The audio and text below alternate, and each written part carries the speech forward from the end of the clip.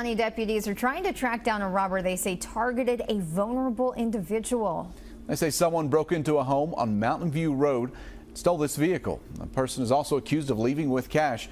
WKYT's Phil Pendleton went to Whitley County to check in on the investigation.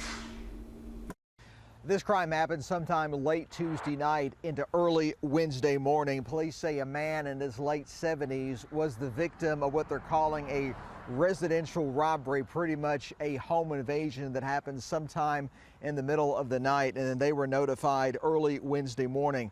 It happened on Mountain View Road. It's close to Whitley County Elementary School. Police are not identifying the victim or exactly where he lives.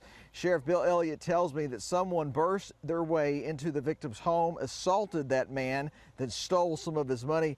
Then they fled in his 2013 white Yukon SUV with the license plate 522ZBZ. Was he hurt in any way? He was. He sustained injuries and he was transported to the hospital, and he's in stable condition and will probably be released soon. The sheriff tells me that they do believe that this man was targeted. This was not considered a random act, and he says he does not believe that the general public is in any danger at this time.